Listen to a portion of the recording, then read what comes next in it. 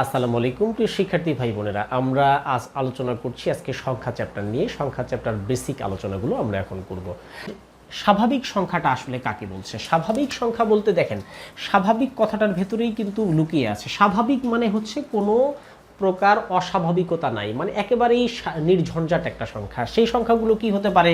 2, 3, 4, 5 এরকম হতে পারে। তার সাথে আমরা এরকম অর্থাৎ যেই সংখ্যাগুলোকে দেখলে আমাদের মনে পুলকিত বা প্রশান্তি অনুভব করি, যাদের মধ্যে কোনো ঝামেলা নাই, মানে একেবারে নির্ঝঞ্ঝাট লোক, তাই না? তাহলে স্বাভাবিক সংখ্যা বা ন্যাচারাল নাম্বার, এটাকে সবসময় আমাদের এন দ্বারা প্রকাশ করা হয়। সবসময় এন দ্বারা প্রকাশ করা হয়। এনটাকে আমি এখানে কিন্তু দেখেন, এখানে কিন্তু একটু আলাদা করে বোল্ড করেছি। এই বোল্ড করার অর্থ হচ্ছে যে এই জায়গাটা কিন্তু হচ্ছে স্বাভাবিক সংখ্যার একটু এনটা একটু ইয়েটা বড় হয়।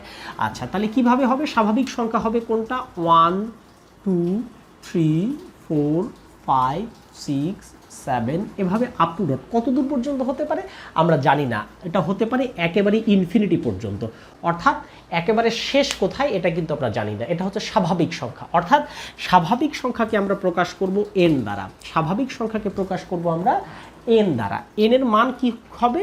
1 থেকে শুরু হয়ে একেবারে ইনফিনিটি পর্যন্ত, অর্থাৎ যে পর্যন্ত আমরা জানি না সে পর্যন্ত হচ্ছে আমার স্বাভাবিক সংখ্যা।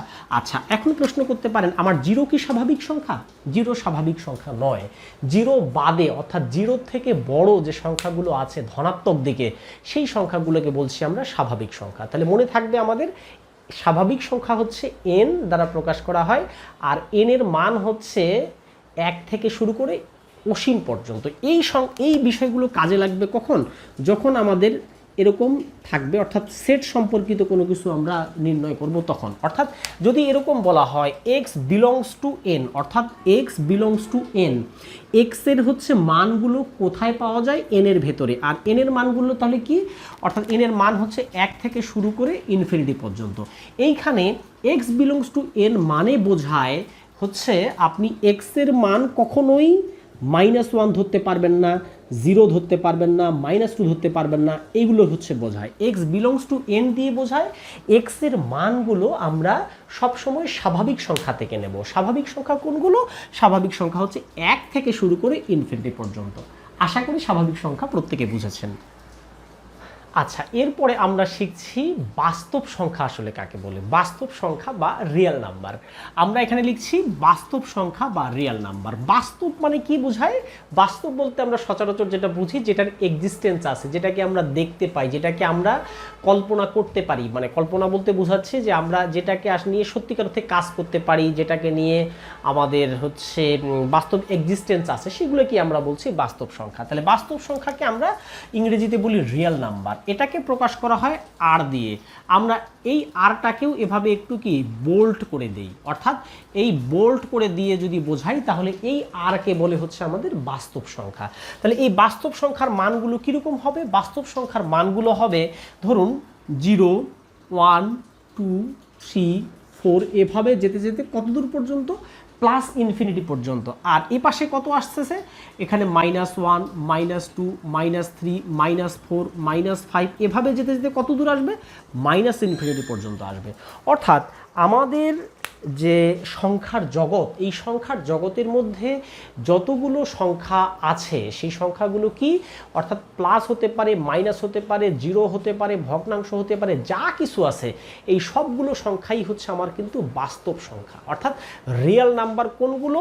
আমার এইখান থেকে মাইনাস থেকে শুরু করে একেবারে প্লাস পর্যন্ত আমরা এই রিয়েল নাম্বারকে মাইনাস ইনফিনিটি থেকে প্লাস ইনফিনিটি এইভাবে ডিফাইন করতে পারি। অর্থাৎ রিয়েল নাম্বার কি? মাইনাস ইনফিনিটি থেকে প্লাস ইনফিনিটি। এটা কিভাবে হয় দেখেন, আমার একটা যদি সংখ্যা রেখা আমি চিন্তা করি, সংখ্যা রেখা চিন্তা করলে এটাকে বলছি আমি 0, অর্থাৎ এইটা হচ্ছে আমার একেবারে নিরপেক্ষ বিন্দু, এটা হচ্ছে আমার মিডল পয়েন্ট। এই মিডল পয়েন্ট থেকে আমি যখন ডান দিকে যাব তখন হচ্ছে কি প্লাস হবে।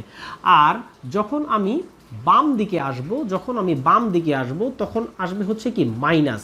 অর্থাৎ এপাশ থেকে যদি আমি এখানে 1 ধরি, এখানে যদি আমি বলি 1, তাহলে এখানে হচ্ছে 2, এখানে হচ্ছে 3। অর্থাৎ যত এদিকে যাচ্ছি তত কিন্তু আমার কিন্তু কি বাড়তেছে। আর এইদিকে যখন আসবো -1, -2, -3, তখন এদিকে যত আসবো তখন কিন্তু কি কমছে। অর্থাৎ এই যে আমার সংখ্যা রেখা, এই সংখ্যা রেখার শেষ প্রান্ত এইটা হচ্ছে প্লাস ইনফিনিটি, আর এই প্রান্তটা হচ্ছে মাইনাস ইনফিনিটি। ইনফিনিটি মানে কিন্তু কি আমরা যেটা দেখতে পাই না, যেটা আমাদের আওতার বাইরে, ওইটাকে বলছি আমরা ইনফিনিটি। অর্থাৎ একটা সংখ্যা, অর্থাৎ একটা বাস্তব সংখ্যা কতগুলো হবে, অর্থাৎ এই মাইনাস ইনফিনিটি থেকে প্লাস ইনফিনিটি পর্যন্ত যতগুলো আছে এর ভেতরের সবগুলো সংখ্যাকেই বলছি আমরা বাস্তব সংখ্যা। সেটা তাহলে কি হতে পারে, প্লাস হতে পারে, মাইনাস হতে পারে, জিরো হতে পারে। একটা সম্পূরক একটা ব্যাপার, যেটা হচ্ছে যদি আমরা এরকম বলি যে আচ্ছা বলুন তো -2 বড় নাকি -1 বড়, -2 বড় নাকি -1 বড়। আমরা এটা অনেক সময় কনফিউশনে পড়ে যাই। খেয়াল করেন কনফিউশন, মাইনাস মানে কি, মাইনাস শব্দের অর্থ হচ্ছে ঋণাত্মক, বাংলায় যাকে বলা হয় ঋণাত্মক বা ঋণ। আচ্ছা -1 মানে হচ্ছে এই ব্যক্তির 1 টাকা ঋণ আছে, আর -2 মানে হচ্ছে এই ব্যক্তির 2 টাকা ঋণ আছে। তাহলে এই দুইটা ব্যক্তির মধ্যে কে আসলে হচ্ছে ধনী বা কে আসলে আসলে অর্থশালী, এই দুটোর মধ্যে। তাহলে এই দুটোর ভেতরে আসলে এ হচ্ছে কি ধনী, অর্থাৎ এ হচ্ছে ছোট, এটা হচ্ছে বড়। যদিও দুইজনেই ঋণাত্মক, তবে একজনের 1 টাকা ঋণ আছে, একজনের 2 টাকা ঋণ আছে। তাহলে এই দুটোর ভেতরে এ কিন্তু হচ্ছে বড়। তাহলে এই কনসেপ্টটা যদি আপনি মাথায় রাখেন তাহলে আমার মনে হয় ভালো হবে। অর্থাৎ -1 এবং হচ্ছে -2 এই দুটোর ভিতরে বড় হচ্ছে -1। ক্লিয়ার? আচ্ছা, তাহলে আমরা শিখলাম বাস্তব সংখ্যা কাকে বলে। বাস্তব সংখ্যা অর্থাৎ রিয়েল নাম্বার। এই বাস্তব সংখ্যা নিয়ে অনেকগুলো প্রশ্ন আছে। আচ্ছা এবার শিখবো আমরা ধনাত্মক সংখ্যা, ঋণাত্মক সংখ্যা এবং হচ্ছে অঋণাত্মক সংখ্যা। ধনাত্মক সংখ্যা কাকে বলে আমরা আশা করি প্রত্যেকেই জানি। অর্থাৎ আমার যে এই যে সংখ্যা রেখা, এই সংখ্যা রেখার 0 থেকে এই পাশের, 0 থেকে এই পাশে, অর্থাৎ 1 2 3 4 5, 1 2 3 4 5 থেকে শুরু করে এই যে ডান দিকের যে সংখ্যাগুলো, ডান দিকের সংখ্যাগুলো, এটা হচ্ছে আমার ধনাত্মক সংখ্যা। খেয়াল করেন শুধুমাত্র 1 থেকে শুরু করে এই পর্যন্ত, নট 0, 0 কিন্তু বাদ দিয়ে হবে। 0টা হচ্ছে আমার নিরপেক্ষ সংখ্যা, অর্থাৎ এটা হচ্ছে নিউট্রাল সংখ্যা। 0টা হচ্ছে নিউট্রাল সংখ্যা। 1 থেকে শুরু করে এই পর্যন্ত এটা হচ্ছে আমার পজিটিভ নাম্বার। আর নেগেটিভ নাম্বার কি হবে তাহলে? ঋণাত্মক সংখ্যা। ঋণাত্মক সংখ্যা হচ্ছে -1, -2, -3, -4, এভাবে ইনফিনিটি পর্যন্ত। অর্থাৎ 0 বাদে এইটাকে বলছি আমরা ঋণাত্মক সংখ্যা, এটাকে আমরা ইংরেজিতে বলি নেগেটিভ নাম্বার। এখন আসেন মজার ব্যাপার, অঋণাত্মক সংখ্যা আসলে কাকে বলছেন? অঋণাত্মক সংখ্যা বা নন নেগেটিভ নাম্বার। অঋণাত্মক সংখ্যা বা নন নেগেটিভ নাম্বার কীরকম দেখেন, একজন ব্যক্তি যদি একটা ব্যবসা শুরু করে, সেই ব্যবসা শুরু করার পরে তার যদি লাভ, মানে উনি যদি লস না করেন, একটা ব্যবসায় দুটো থাকে, একটা হচ্ছে কি লাভ করেন অথবা লস করেন। আমরা যদি বলি যে আপনি কি ব্যবসায় লাভ করেছেন, উনি যদি বলে উত্তর দেন যে না আমি লস করি নাই, তার মানে কি উনি লাভে আছেন? না, হতে পারে লাভে আছেন, অথবা এটাও হতে পারেন তিনি কি সমান সমান অবস্থায় আছেন, তার মানে তিনি লাভও করেন নাই, লসও করেন নাই। তো এরকম হচ্ছে অঋণাত্মক সংখ্যার শব্দের অর্থ হচ্ছে কীরকম বোঝায় দেখেন। অঋণাত্মক সংখ্যা বলতে বোঝায় আমরা যখন অঋণাত্মক সংখ্যা বলবো তখন 0 থেকে শুরু করব। অঋণাত্মক সংখ্যা অর্থাৎ 0 1 2 3 4 5 6 এভাবে ইনফিনিটি পর্যন্ত। অর্থাৎ ঋণাত্মক সংখ্যা যখন বলছি তখন 1 থেকে শুরু করে এই অংশটা, যখন ধনাত্মক সংখ্যা বলছি তখন 1 থেকে শুরু করে এদিকের অংশটা, আর যখন অঋণাত্মক বলছি বা নন নেগেটিভ বলছি তখন কিন্তু 0 সহ বলছি। অর্থাৎ 0 সহ যদি আমরা বলি তখন সেটা হচ্ছে অঋণাত্মক সংখ্যা বা নন নেগেটিভ নাম্বার। এই টাইপের ম্যাথগুলো বা এই টাইপের পরিভাষাগুলো ব্যাংকে বেশি আসে, তাই আমরা একটু প্রাথমিক আলোচনাগুলো সেরে নিচ্ছি। আচ্ছা, এরপরে আমরা শিখব হচ্ছে জোড় সংখ্যা বা ইভেন নাম্বার এবং বিজোড় সংখ্যা বা হচ্ছে অড নাম্বার। এই টার্মগুলো আপনাকে শেখানোর জন্য, আপনি জোড় সংখ্যা বিজোড় সংখ্যা আপনাকে শেখার কিছু নেই, তো আমি আসলে এই even number, odd number, consecutive number এই পরিভাষাগুলো ব্যাংকে আসে, ব্যাংকের পরীক্ষাগুলো যেহেতু ইংরেজিতে ম্যাথগুলো আসে সেটা আমরা দেখি।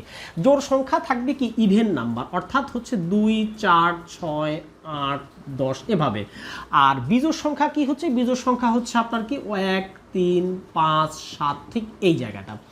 আচ্ছা, এখন খেয়াল করেন জোড় সংখ্যার আসলে প্রকৃতিটা কীরকম নির্ধারণ করা হয়। যেমন দেখেন কোনো একটা জোড় সংখ্যার যদি স্বাভাবিকভাবে নির্ধারণ করি, ধরি আমরা এক্স একটা সংখ্যা, এই সংখ্যাটা জোড় হতে পারে, এই সংখ্যাটা জোড় হতে পারে, আবার এটা বিজোড়ও হতে পারে। ধরুন এক্স এর মান যদি আমি 1 ধরি তাহলে এখানে এক্স এর মানও 1, তার মানে এটা হচ্ছে কি বিজোড় হতে পারে। আবার যদি এক্স এর মান আমি 2 ধরি তাহলে এটা হচ্ছে কি আবার এটা জোড় হতে পারে। অর্থাৎ এই জায়গায় আমি এক্স যদি শুধু বলি এক্স, তাহলে এই এক্সটা দিয়ে আমরা বুঝবো না যেটা জোড় না বিজোড়, এটা জোড়ও হতে পারে বিজোড়ও হতে পারে।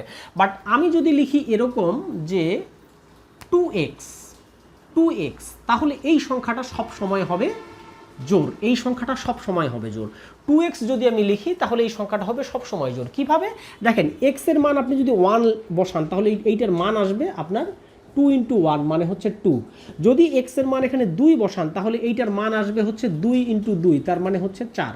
অর্থাৎ আপনি x এর মান জোড় বসান আর বিজোড় বসান না কেন, এই 2x এর মান সব সময় কি আসবে, জোড় আসবে। তার মানে আমার এই 2x হচ্ছে আমার কিন্তু সব সময় জোড় সংখ্যা। ক্লিয়ার? আচ্ছা, এখন দেখেন তাহলে বিজোড় সংখ্যা কোনটা হয়। বিজোড় সংখ্যা হচ্ছে এরকম, যদি 2x থাকে, 2x এর সাথে 1 অথবা 2x এর সাথে হচ্ছে -1, এইরকম সংখ্যা যদি দেয়া থাকে তাহলে এটাকে বলছি আমরা বিজোড় সংখ্যা। কিভাবে বিজোড় হবে খেয়াল করেন, কিভাবে বিজোড় হবে দেখেন, যদি x এর মান আপনি এখানে 1 বসান তাহলে এইটার মান আসবে হচ্ছে 2 × 1 + 1, তার মানে হচ্ছে 3। তার মানে আপনি বিজোড় বসিয়েছেন 3। আচ্ছা, এবার দেখেন 2 বসান, তখন কি হবে, যদি 2 বসান এটার ভিতরে তাহলে কি আসবে 2 × 2 + 1 অর্থাৎ আসতেছে 5। অর্থাৎ আপনি একবার বিজোড় বসিয়েছেন তখন মান আসছে 3 মানে বিজোড়, একবার জোড় বসিয়েছেন তখনও মান আসছে হচ্ছে 5 মানে বিজোড়। আপনি জোড় বসান আর বিজোড় বসান না কেন, সব সময় এটার মান আসতেছে কিন্তু বিজোড়। তার মানে এই টাইপের সংখ্যা হচ্ছে বিজোড় সংখ্যা। ঠিক একইভাবে মাইনাসের ক্ষেত্রেও তাই। অর্থাৎ 2x + 1 কে বলছি আমরা বিজোড় সংখ্যা, 2x - 1 কে বলছি আমরা বিজোড় সংখ্যা। আবার শুধু 2x এটা হচ্ছে আমার কিন্তু জোড় সংখ্যা। তাহলে ইংরেজিতে জোড় সংখ্যাকে বলা হচ্ছে ইভেন নাম্বার আর বিজোড় সংখ্যাকে বলা হচ্ছে অড নাম্বার। ওকে, তাহলে অড নাম্বার এবং হচ্ছে বিজোড় জোড় সংখ্যা আমরা পেলাম। তো এরপরে দেখবো আমরা ধারাবাহিক সংখ্যা বা কনজিকিউটিভ নাম্বার। ধারাবাহিক সংখ্যা বা কনজিকিউটিভ নাম্বারটা কীরকম খেয়াল করেন। ধারাবাহিক সংখ্যা অর্থাৎ 1 2 3 4 5 6 এদের যে প্রত্যেকটার যে ধারাবাহিকতা, এটা হচ্ছে ধারাবাহিক সংখ্যা।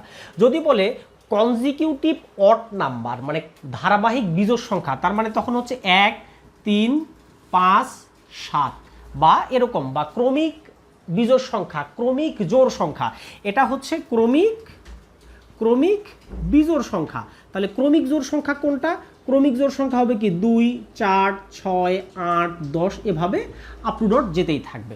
আরেকটা মজার ব্যাপার হচ্ছে ক্রমিক মৌলিক সংখ্যা, অর্থাৎ হচ্ছে consecutive prime number. Consecutive prime number কীরকম হবে, আমরা এইটা হচ্ছে ধারাবাহিক সংখ্যা পড়লাম, এটা ধারাবাহিক হচ্ছে বিজোড় সংখ্যা, এটা ধারাবাহিক জোড় সংখ্যা।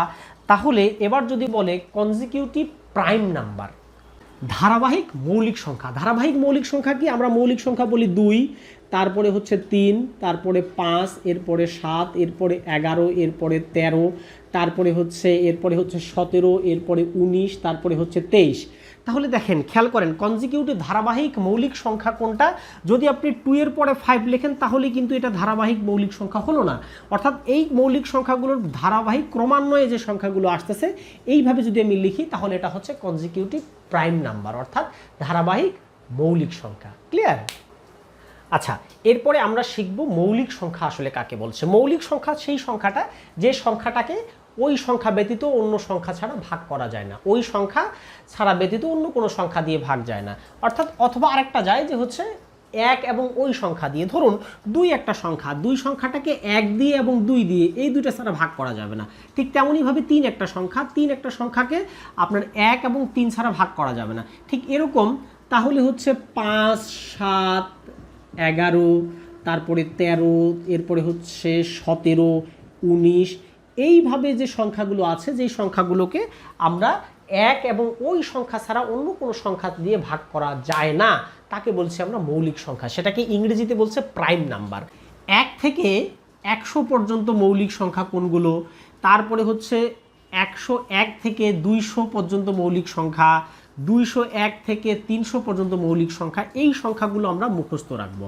দেখেন 1 থেকে 100 নম্বর পর্যন্ত মৌলিক সংখ্যা, বা 1 থেকে হচ্ছে 10, 10 থেকে 20, 20 থেকে 30, এভাবে করে আমরা আমাদের মৌলিক সংখ্যাগুলো হচ্ছে আমরা মুখস্থ করব। এইগুলো হচ্ছে মুখস্থ ছাড়া এর অন্য কোনো টেকনিক নাই।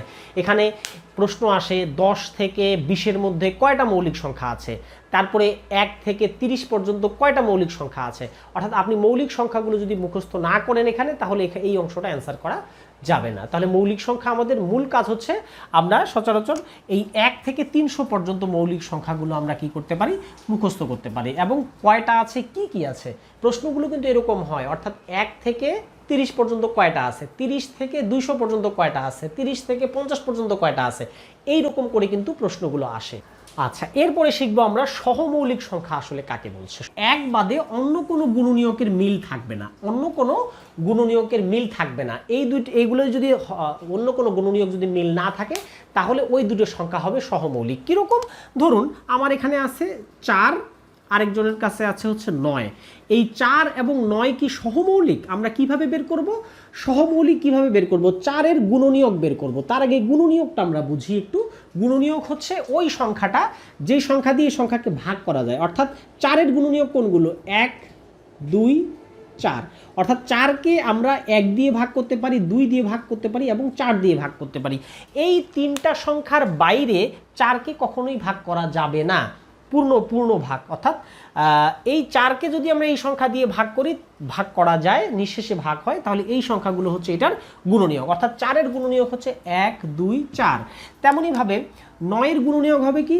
1 দিয়ে ভাগ করা যায়, 3 দিয়ে ভাগ করা যায় এবং 9 দিয়ে ভাগ করা যায়। খেয়াল করেন, 4 এবং 9, এই 4 এবং 9 হচ্ছে পরস্পর সহমৌলিক। কেননা এদের ভেতরে শুধু এক মিল রয়েছে, এক বাদে অন্য কোনো গুণনীয়ক মিল থাকবে না। তাহলে শুধু কি মিল আছে? এক মিল আছে। তার মানে 2 এবং 3 মিল নাই, 4 এবং 9 মিল নাই। তার মানে হচ্ছে এই 4 এবং 9 পরস্পর সহমৌলিক। এই দুটো সংখ্যা পরস্পর সহমৌলিক। আচ্ছা, আমরা যদি অন্য কোনো সংখ্যার ক্ষেত্রে উদাহরণ দিয়ে দেখি, তখন কি হয় দেখেন, 6 এবং 9 এরা কি সহমৌলিক? 6কে আমরা ভাঙাই 1 দিয়ে, 2 দিয়ে, 3 দিয়ে আর কি 6 দিয়ে। ঠিক তেমনই 9কে ভাঙাই 1 দিয়ে, 3 দিয়ে এবং 9 দিয়ে। খেয়াল করেন, এর হচ্ছে 6 এর গুণনীয়ক হচ্ছে 1, 2, 3, 6, আর 9 এর গুণনীয়ক হচ্ছে 1, 3, 9। তাহলে খেয়াল করেন, 1 এবং 1 মিল আছে, সেই সাথে এখানেও 3 আছে, এখানেও 3 আছে, অর্থাৎ 3-এরও মিল আছে। আমরা বলছি সহমৌলিক তখন হবে যখন শুধুমাত্র 1, 1 মিল থাকবে এবং অন্য কোনো মিল থাকবে না। যেহেতু এখানে 1, 1 মিল আছে এবং এবার 3-3ও মিল রয়েছে, তার মানে এই 6 এবং 9 কখনো সহমৌলিক নয়, এরা সহমৌলিক নয়। ক্লিয়ার? আশা করি প্রত্যেকে বুঝেছেন। আচ্ছা, এরপরে আমরা শিখব পূর্ণবর্গ সংখ্যা বা perfectly square number. Perfectly square number কীরকম? ধরেন 2কে স্কোয়ার করলে কত হয়? 2 দুগুণে হচ্ছে 4 হয়। 3কে স্কোয়ার করলে কত হয়? 9 হয়। তারপরে হচ্ছে 4কে স্কোয়ার করলে কত হচ্ছে? 16 হয়। এবং 5কে স্কোয়ার করলে হচ্ছে 25 হয়। এই যে 2কে স্কোয়ার করলাম হলো 4, 3কে স্কোয়ার করলাম 9, 4কে স্কোয়ার করলাম 16, 5কে স্কোয়ার করলাম 25। এই যে 4, 9, 25 এই সংখ্যাগুলোকে বলছি আমরা পূর্ণ বর্গ সংখ্যা বা পারফেক্টলি স্কোয়ার নাম্বার। পূর্ণবর্গ সংখ্যা। এই পূর্ণবর্গ সংখ্যা কিভাবে? অর্থাৎ এই 4কে যদি আমি বর্গমূল করি, তাহলে এর বর্গমূল আসবে 2। 9কে যদি বর্গমূল করি, এর হচ্ছে 9কে যদি বর্গমূল করি, এর বর্গমূলের মান আসবে হচ্ছে 3। যদি 16কে বর্গমূল করি, এর বর্গমূলের মান আসবে 4। তারপর যদি 25কে বর্গমূল করি, এর বর্গমূলের মান আসবে আমার হচ্ছে 5। অর্থাৎ যেই সংখ্যাটাকে বর্গমূল করলে এর মান পূর্ণ সংখ্যায় আসে, সেই সংখ্যাগুলোকে বলছি আমরা পূর্ণবর্গ সংখ্যা। যেই সংখ্যাগুলোকে বর্গমূল করলে বা রুট করলে এর মানগুলো কি আসে? পূর্ণ সংখ্যায় আসছে। এখানেও 9-এর বর্গমূল হচ্ছে 3। অর্থাৎ এই সংখ্যাগুলোকে বলা হচ্ছে পারফেক্টলি স্কোয়ার নাম্বার। আমরা অঙ্ক করার সুবিধার্থে আমরা এখান থেকে 1 থেকে শুরু করে 1 বা 2 থেকে শুরু করে 30 পর্যন্ত সংখ্যাগুলোকে কোনটাকে বর্গ করলে কত আসে সেটা আমরা দেখব। যেমন 30কে বর্গ করলে কত আসবে সেইটাও আমরা শিখে আসব। 30কে বর্গ করলে হবে 900। এভাবে তাহলে 2 থেকে শুরু করে 30 পর্যন্ত এই সবগুলো সংখ্যা আমরা মুখস্থ রাখবো, কোনটাকে বর্গ করলে কত হয়। তাহলে আমাদের ম্যাথগুলো করাটা খুব সহজ হবে, খুব দ্রুতই আমরা করতে পারবো। এবার শিখব আমরা অমূলদ সংখ্যা বা মূলদ সংখ্যা। এই মূলদ সংখ্যা এবং অমূলদ সংখ্যা নিয়ে আমাদের অনেকগুলো প্রশ্ন কিন্তু রিসেন্টলি আসছে এবং এই টপিকসটা অনেকে বোঝেন না, কোনটা মূলদ কোনটা অমূলদ, কেন মূলদ কেন অমূলদ। আচ্ছা, এইটা আমরা এখন ক্লারিফিকেশন ক্লিয়ার করব। দেখেন, মূলদ সংখ্যা বা রেশনাল নাম্বার, মূলদ সংখ্যা বা রেশনাল নাম্বার সংজ্ঞায় বলা হচ্ছে পি বাই কিউ আকারে প্রকাশ করা যায়। পি বাই কিউ আকারে প্রকাশ করা যায় মানেটা কি? মানে হচ্ছে একটা সংখ্যাকে, ধরুন এইটা হচ্ছে 0.5, এইটা, তাহলে এটাকে আমরা কিভাবে লিখতে পারি? এটাকে লিখতে পারি 1/2। অর্থাৎ এই যে 1/2 এটা হচ্ছে পি বাই কিউ, অর্থাৎ এই যে এটাকে যদি পি ধরি এটাকে কিউ ধরি, অর্থাৎ একটা ভগ্নাংশ আকারে কোনো সংখ্যাকে প্রকাশ করা গেলেই সেটাকে বলছি আমরা মূলদ সংখ্যা। ক্লিয়ার? অর্থাৎ পি বাই কিউ আকারে প্রকাশ করা যায়, এইটাকে বলছি আমরা মূলদ সংখ্যা। এই প্রশ্নে আমরা এখন শিখব যে আসলে মূলদ সংখ্যা চেনার উপায় কি। মূলদ সংখ্যা দিয়ে অনেকগুলো প্রশ্ন আসছে বিগত পরীক্ষাগুলোতে, তাহলে মূলদ সংখ্যা চিনতে হলে কি কি বৈশিষ্ট্য থাকে সেটা আমরা মূলদ সংখ্যা দেখব। দেখেন, প্রথমটা লিখেছি আমি, সকল পূর্ণ বা অখণ্ড সংখ্যা হচ্ছে মূলদ সংখ্যা। সকল পূর্ণ বা অখণ্ড, সেটা হতে পারে প্লাস হতে পারে, সেটা মাইনাস হতে পারে, যা কিছু হতে পারে, পূর্ণ বা অখণ্ড সংখ্যা। তাহলে আমার -1, -2, -3, অর্থাৎ -1, -2, -3 বা শুধু 1, 2, 3 এরকম যতগুলো সংখ্যা আছে পূর্ণ সংখ্যা হচ্ছে আমার মূলদ সংখ্যা। ক্লিয়ার? আচ্ছা, তারপরে বলছে সকল প্রকার ভগ্নাংশ মূলদ সংখ্যা। সকল প্রকার ভগ্নাংশ, 2/3 এটা মূলদ সংখ্যা, 3/4 এটাও মূলদ সংখ্যা, 0.75 এটা মূলদ সংখ্যা, 0.5 এটাও মূলদ সংখ্যা। অর্থাৎ সকল প্রকার ভগ্নাংশ, যে ভগ্নাংশগুলো আমার মূলদ সংখ্যা হিসাবে আমি চিহ্নিত করব। আচ্ছা, তৃতীয় যে বলছে কি সসীম দশমিক সংখ্যা। এই সসীম দশমিক সংখ্যাটা কি? দেখেন, সসীম দশমিক সংখ্যা দেখুন হচ্ছে আমার যদি এরকম থাকে 2, 7, 2, 7, 4, এই শেষে কি আছে?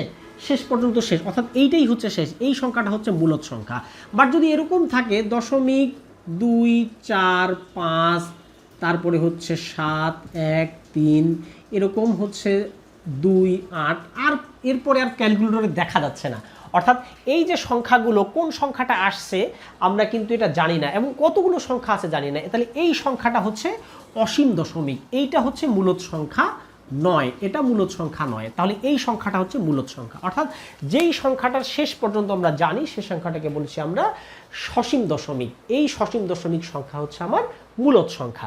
আচ্ছা, এর সাথে আরেকটা সংখ্যা আমরা চিন্তা করতে পারি। দেখেন, যদি এরকম আবৃত দশমিক হয়, অর্থাৎ 2, 7, 2, 7, 2, 7, 2, 7 এইরকম করে যদি থাকে, অর্থাৎ এর পরবর্তী সংখ্যাগুলো কি হবে? 2, 7 হবে। এটাকে আমরা প্রকাশ করতে পারি এরকম 2, 7-এর উপরে একটা পৌনঃপুনিক চিহ্ন দিয়ে। অর্থাৎ এই পৌনঃপুনিক চিহ্নর অর্থ হচ্ছে এর পরেও আরও সংখ্যা আছে। কি সংখ্যা আছে? যেহেতু 2 এবং 7-এর উপরে আছে, অর্থাৎ 2, 7, 2, 7 করে এভাবে আছে। অর্থাৎ এরকম করে যদি আমরা এর শেষ প্রান্তটা জানতে পারি তাহলে এই সংখ্যাটাও হবে মূলদ সংখ্যা। আবার যদি এরকম হয় 0.2, 5, 5, 5, 5, 5, অর্থাৎ এরকম করে আছে, এটাকে আমরা কি লিখতে পারি? দেখেন, 0.2-এর সাথে 5-এর উপরে হচ্ছে একটা পৌনঃপুনিক। এই 5-এর উপরে যে পৌনঃপুনিক দিলাম তাতে বোঝা যাচ্ছে যে এই দিকে আরও 5 আছে, অর্থাৎ আমি শেষ পর্যন্ত যেতে পারছি। ক্লিয়ার? তাহলে এইটা হচ্ছে আমার মূলদ সংখ্যা।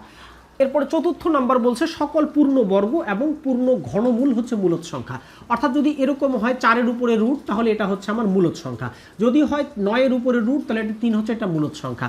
যদি হয় এখানে হচ্ছে 16-এর উপরে রুট, তাহলে এটা হবে আমার হচ্ছে কি 4, এটা হচ্ছে মূলদ সংখ্যা। যদি এরকম হয় 8-এর উপরে হচ্ছে, এটার উপরে 8-এর উপরে হচ্ছে কিউব, 8-এর উপরে 3, তাহলে এটার মান হচ্ছে দাঁড়ায় 2, তাহলে এইটাও হচ্ছে আমার কিন্তু মূলদ সংখ্যা। তাহলে এই যে √4, √16, √9, রুট উপরে ঘন রুট = হচ্ছে 2, অর্থাৎ এই সংখ্যাগুলো হচ্ছে মূলদ সংখ্যা। পূর্ণবর্গ এবং পূর্ণ ঘনমূল সংখ্যাগুলো মূলদ সংখ্যা। কিন্তু যদি এরকম থাকে √5, তাহলে এইটা কিন্তু মূলদ সংখ্যা হবে না, কেননা 5-এর বর্গমূল কখনো পূর্ণ সংখ্যা আসে না, তাহলে এটা হচ্ছে অমূলদ সংখ্যা। ক্লিয়ার? তার মানে আমরা মূলদ সংখ্যা যতগুলো শিখলাম, যে অপশনগুলো ছিল সেই অপশনগুলো থেকে আমরা দেখছি যে পূর্ণ সংখ্যা হতে পারে, সেটা হচ্ছে ভগ্নাংশ হতে পারে, সেটা সসীম দশমিক হতে পারে, পূর্ণ বর্গ এবং পূর্ণ ঘনমূল হতে পারে।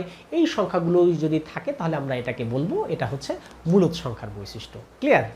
আচ্ছা, এখন শিখি আমরা অমূলদ সংখ্যা আসলে কাকে বলছে, যে অমূলদ সংখ্যা দিয়ে মূলত আমাদের বেশিরভাগ প্রশ্ন আসছে। আচ্ছা, অমূলদ সংখ্যা হচ্ছে ইরেশনাল নাম্বার। আমরা মূলদ সংখ্যার সময় বলেছি p/q আকারে প্রকাশ করা যায়, এটা হচ্ছে মূলদ। তাহলে অমূলদ কি হবে? p/q আকারে প্রকাশ করা যায় না, সেটা হচ্ছে আমার অমূলদ সংখ্যা। ক্লিয়ার?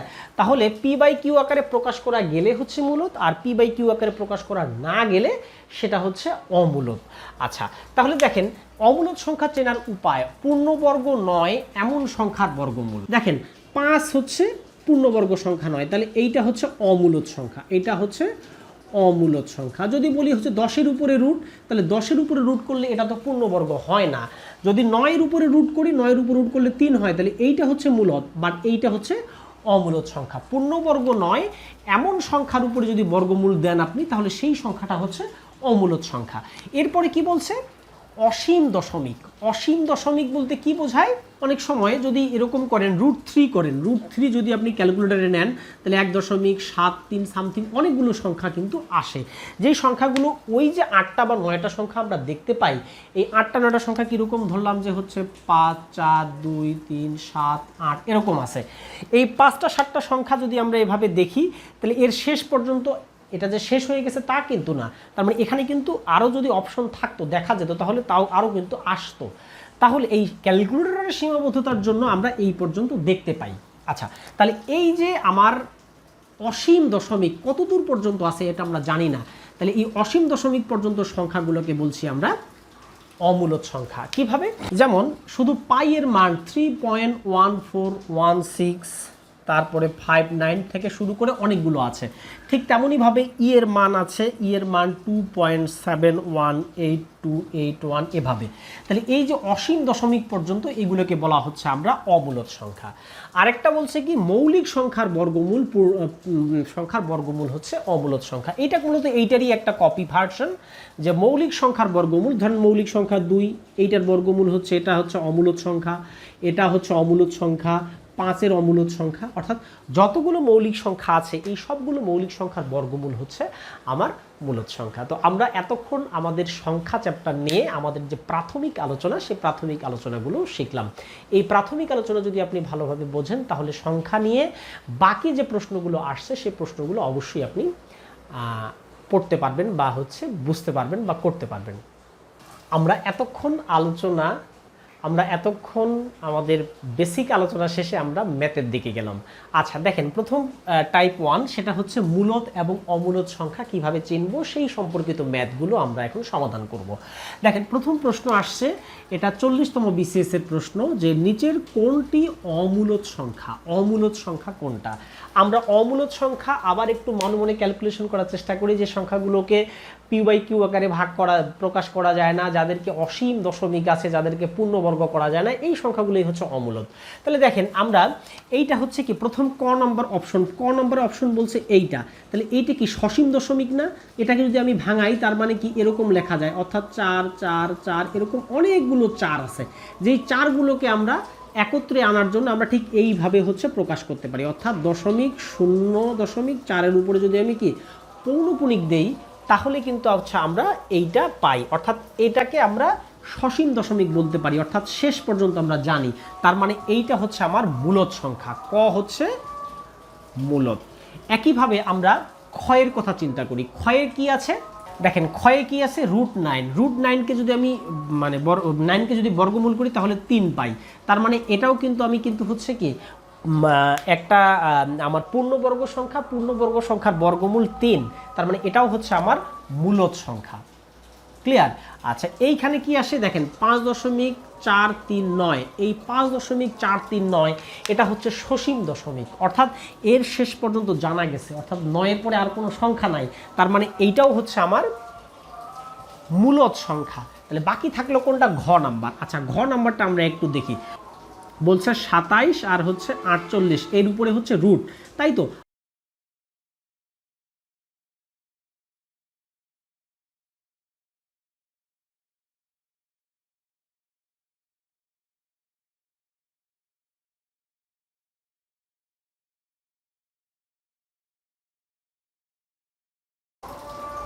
দেখেন এটা কি করতে পারি, দেখেন আমরা 3 দিয়ে যদি ভাগ করি তাহলে দাঁড়ায়, উপরে 3 দিয়ে ভাগ করলে এটা হবে 9, এটাকে 3 দিয়ে ভাগ করলে হচ্ছে 16, তাই তো? আচ্ছা, এরপরে যদি আমি বর্গমূল করি, বর্গমূল করলে এখানে কি দাঁড়ায়, এরকম 9-এর উপরে বর্গমূল আর 16-এর উপরে বর্গমূল, তাহলে কি থাকে, উপরে থাকে 3, নিচে থাকে 4, অর্থাৎ এই সংখ্যাগুলো বর্গমূল কিন্তু হলো, এটাও পূর্ণবর্গ সংখ্যা। তাহলে দেখতে পাচ্ছি যে এই সংখ্যাটাও হচ্ছে আমার মূলদ সংখ্যা, কিন্তু প্রশ্ন অনুযায়ী বলছে কোনটি অমূলদ সংখ্যা নির্ণয় করতে বলছে, তাই তো? কিন্তু আমরা আমাদের ব্যাখ্যা অনুযায়ী দেখলাম যে ক, খ, গ, ঘ সবগুলোই হচ্ছে মূলদ সংখ্যা। তার মানে এই প্রশ্নটা হচ্ছে অ্যান্সার ভুল ছিল, 40তম বিসিএসে এই প্রশ্নটা এসেছিল। ক্লিয়ার? আচ্ছা, এর পরের প্রশ্নটা আমরা দেখি, নিচের কোন সংখ্যাটি মূলদ সংখ্যা চেয়েছে এবার আমাদের। এই প্রশ্নটা এসেছে পরিবার পরিকল্পনা অধিদপ্তরের পরিকল্পনা সহকারী 2017 সালে। আচ্ছা দেখেন, 21-এর উপরে রুট দিয়েছে, 21-এর উপরে রুট মানে কি, 11 এবং 11 যদি আপনি গুণ করেন তাহলে কিন্তু হয় 121, অর্থাৎ 121-এর উপরে রুট দেওয়া মানে হচ্ছে এইটার মান দাঁড়াচ্ছে 11, অর্থাৎ এটা একটা পূর্ণবর্গ সংখ্যা, পূর্ণবর্গ সংখ্যার বর্গমূল হচ্ছে মূলদ সংখ্যা। তাহলে প্রথমটাই হচ্ছে আমার অ্যান্সার, মূলদ সংখ্যা। আচ্ছা, বাকিগুলো একটু দেখি। দেখেন 11-র উপরে রুট আছে, তার মানে কি এটা রুট করা যাবে না, এটা হচ্ছে পূর্ণবর্গ, পূর্ণ সংখ্যা আসবে না, তার মানে এইটা হচ্ছে অমূলদ। ঠিক একইভাবে এটা হচ্ছে 3-এর উপরে রুট, তার মানে এটাও হচ্ছে কি আমার পূর্ণ সংখ্যা আসবে না, অর্থাৎ এটাও হচ্ছে আমার অমূলদ। এটা হচ্ছে রুটের 2-এর উপরে রুট, তার মানে এটাও হচ্ছে আমার অমূলদ। তাহলে এই প্রশ্নের অ্যান্সার হচ্ছে আমার নিচের কোনটি মূলদ সংখ্যা। মূলদ সংখ্যা হচ্ছে 121। কেন 121 মূলদ? কেননা 121কে বর্গমূল করলে আমাদের পূর্ণ সংখ্যা আসে, তাহলে কোনো পূর্ণবর্গ সংখ্যার বর্গমূল হচ্ছে আমাদের মূলদ সংখ্যা। ক্লিয়ার? তো এর পরেরটা দেখি আমরা। এই পরে বলছে কি, নিচের কোনটি অমূলদ সংখ্যা। এটা এনটিআরসির 2018 সালে এই প্রশ্নটা এসেছিল শিক্ষক নিবন্ধনে। দেখেন কোনটা অমূলদ সংখ্যা চেয়েছে, অর্থাৎ যেটার শেষ পর্যন্ত আমরা যেতে পারবো না বা যেটাকে পূর্ণবর্গ করা যাবে না, সেটা বা অসীম দশমিক সংখ্যাই হচ্ছে অমূলদ সংখ্যা। দেখেন আমরা প্রথম নম্বর অপশন দেখি, বলা হচ্ছে 1.111 এভাবে, অর্থাৎ এই যে সংখ্যা, এই সংখ্যাটাকে আমরা প্রকাশ করতে পারি 1.1-এর উপরে পৌনপুণিক, অর্থাৎ এই 1-এর উপরে পৌনপুণিক দেওয়া মানে এখানে অসীম 1 আছে, তাহলে আমরা এইটার শেষ পর্যন্ত যেতে পারছি। ক্লিয়ার? তার মানে এইটার যেহেতু শেষ পর্যন্ত গিয়েছি, তার মানে এইটা হচ্ছে আমার মূলদ সংখ্যা। আচ্ছা, এরপরে দেখেন খ নাম্বার প্রশ্ন। খ নাম্বার অপশনটা কি বলছে, 1 0 1 0 1 0 1 0 এভাবে, ঠিক একইভাবে, অর্থাৎ 1-এর পরে 1 0 1 0 1 0 এভাবে রিপিট হচ্ছে। যেহেতু রিপিট হচ্ছে, এটাকে আমরা প্রকাশ করতে পারি এটার উপরে পৌনপুণিক দিয়ে, অর্থাৎ 1.10 পৌনপুণিক, অর্থাৎ এটারও আমরা শেষ পর্যন্ত যেতে পারছি, তার মানে এটাও হচ্ছে আমার মূলদ সংখ্যা।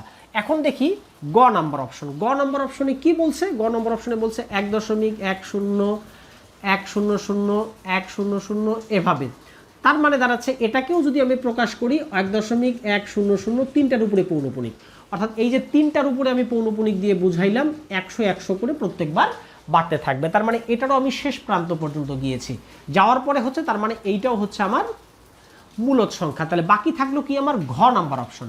তাহলে ঘ নাম্বার অপশনটা আমরা একটু ট্রাই করে দেখি, খেয়াল করেন। ঘ নাম্বার অপশনে 101, তারপরে একটা 0 1, দুইটা 0 1, তিনটা 0 1, এরপরে কিন্তু কতগুলো আছে আমরা জানি না, অর্থাৎ এইটাকে কিন্তু আমরা 1.10 এভাবে আকারে প্রকাশ করতে পারবো না। তাহলে যদি এভাবে প্রকাশ করি, পরের বারও কিন্তু আমাকে এভাবেই লিখতে হবে, অর্থাৎ 1 0 1, কিন্তু তার অংশটা কি এইভাবে আছে, অর্থাৎ এই রকম করে কিন্তু এই সংখ্যাটার শেষ পর্যন্ত যাওয়া যাবে না বা আবৃত দশমিক আকারে লেখা যাবে না বা প্রকাশ করা যাবে না। এই কারণে এই প্রশ্নের অ্যান্সার হচ্ছে আমার এইটা। তো আশা করি মূলত এবং অমূলত নিয়ে আপনাদের আর কোনো ভুল হবে না।